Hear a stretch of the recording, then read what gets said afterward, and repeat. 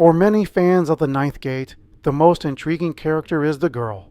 Most of the time, the theories that get spun are whether she's the devil, witch, a devil, the harlot of Babylon, the devil, Lilith, a devil, or a succubus. But most likely the devil. Maybe. Probably. However, there are other theories that I've danced around, more obscure and more alternative, that I'm going to discuss here. You know what that means. This is where I say, the alternative theories mentioned within may cause anxiety, rage, or disbelief. But that's why you're here, I hope. And kindly consider leaving a like, share, or subscribe if you enjoyed this video. Immortal, but not invulnerable. On a couple occasions, the girl hinted she lived a long life. More specifically, she traveled for a while. We know by the end it was a very long while. Granted, at first watch, it's an abbreviated description for any weary traveler on the cheap. But only when the final engraving made by Lucifer himself is revealed do we understand how long. Regardless of who you think the girl is, there were supernatural forces at play that gave her such longevity. Such lifespan did not make her invulnerable to harm or injury. In other videos on the channel, I have discussed long-living human beings. They are sometimes depicted as immune to harm and often immune to poverty, but not always. Just as sometimes they are inordinately wealthy or just well off, but sometimes they're strangely modest. It's almost a trope that the immortal have a weakness, sort of a kryptonite. The girl shows she is not immune to harm, but when and why is the question. Could it be that she's vulnerable to injury like a mortal, and this is why she's taken up martial arts? When Corso recovers after the mustache man appeared on the promenade, Corso asks, "The girl, when did she learn how to fight?" She answers, "Ages ago." There are clues that tip off when she's the most and the least powerful. The girl is sometimes framed high above, perched on a balcony. Doing it once means little. Twice is a coincidence. 3 or more, it's a theme. She shows a glimpse of the supernatural when she falls to earth. It's like she's momentarily giving up her powers to walk among the mortals. Then she has to rely on her wits and fists to get by. The analogy of a fallen angel isn't neglected when the girl loses a feather in front of Fargus's estate. Being a guardian angel is brought up where the girl acknowledges being one, albeit sarcastically. Where exactly does she say she's a guardian angel? In the plane, up in the air. Maybe this is why she feels so relaxed. When above the earth, no one can hurt her.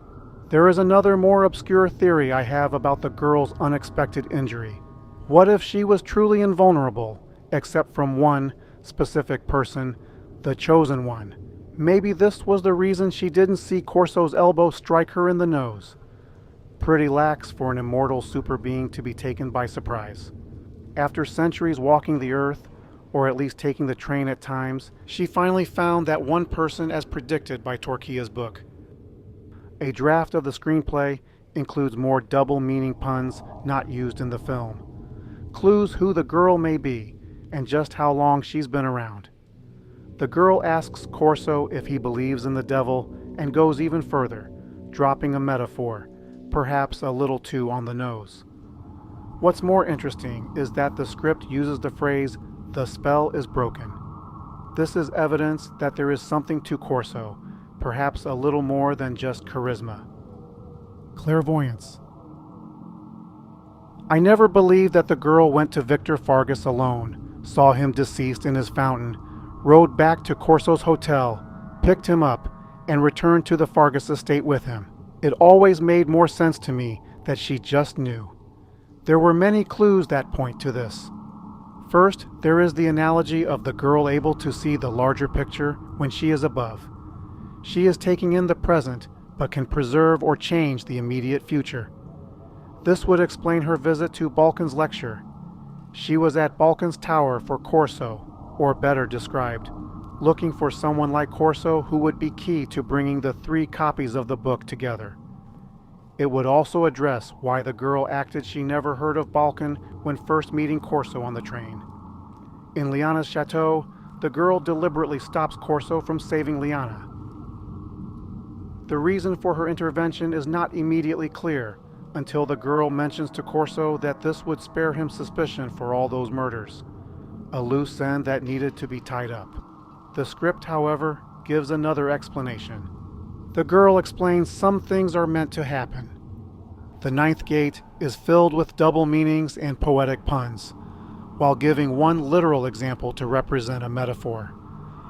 Like I said, the girl gave weird examples of knowing the future without indicating how. But her biggest display of precognition was gaming the system from the beginning. I'm talking about Balkan's folly of who was fooled into going through a ceremony with a fraudulent counterfeit engraving. The girl knew Balkan had a forgery without even touching the book or looking at any engravings. That's because she knew the whereabouts of the ninth legitimate engraving all along. She always knew. Poof, gone. Can the girl disappear in the blink of an eye? Visually and cinematically, the answer is yes. The real question is, does she escape through the supernatural? This is where the film plays with us. She first does this in the library, twice. The first, when Corso looks to the other side of the shelf, it appears the girl is faster than the eye, but it is a signal to the audience that she is elusive. Just as when she steps away from the library balcony. The second scene was when the girl leaves Corso behind at French immigration. How did she enter the country? We don't know. Maybe this was her way of evading detection by not being there. The girl eludes Corso in the hotel, soon after meeting the mustache man in the promenade. After taking a phone call from Balkan and working the copy machine, the girl disappears. It's made to look mysterious, but there was plenty of opportunity to step out. She could have easily walked out when Corso was on the phone or in the back making copies. It's almost foolproof when the desk clerk is taking a nap. Finally, the girl leaves Corso at the petrol station when he's out paying. There were no clever hints or foreshadowing. There she is, clearly in the passenger seat, when Corso last looks. The girl just disappears, taking a long, long walk. Unlike other theatrical depictions of the devil, if that is who she is, she does not occupy two places at once, nor does she seem to teleport from one location to another. If she does, why take the train if you can barely afford the ticket? It's a novel way to stay grounded while still paying homage to the lore or expectations of what a supernatural being can do. Alias. Does the girl have a name? Yes, she goes by an alias, likely many of them. In fact, she comes out and shares one early, Green Eyes. This seems to be a humorous attempt to avoid giving an answer. It's one of many examples of how the ninth gate comes out and tells you something about her. One scene that I read wrong is, why did the girl disappear after landing in France? I thought it was a ploy to not get into the weeds of how she crossed the border without identification. However, what name did she use to get on the plane out of Portugal? While international security wasn't as strict in 1999 as it would be 2 years later, she had to show a passport. This is a no-never-mind, wave of the hand, plot convenience that the story needed to obfuscate. Clearly she gets by with an alias like Louise Cypher. It's just not set out in the open. We do, however, are given a hint, a joke, that she can get around with several identities. Shapeshift. Why does the girl change appearances, or better put, when?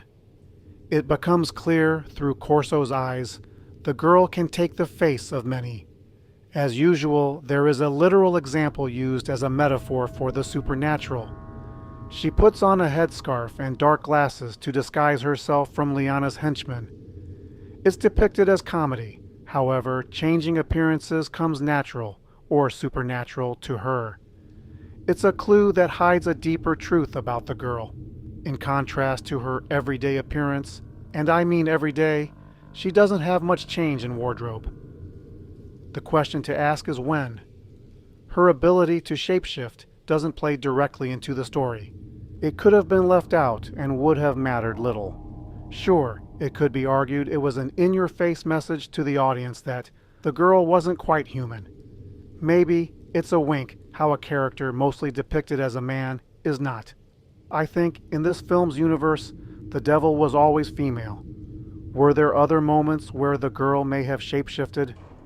This takes us to a particular scene.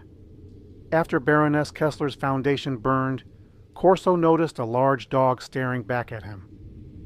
While I took this as a reference to movies like The Omen, some in the fandom think this was the girl in another form. The script mentioned a huge Great Dane, but nothing more to it was suggested. But let me know what you think. Was it just a dog or something more? This is Mr. G of Synergy saying, wanna bring a friend? Have your boss pay for it. Check out other videos on the channel. Thanks for watching.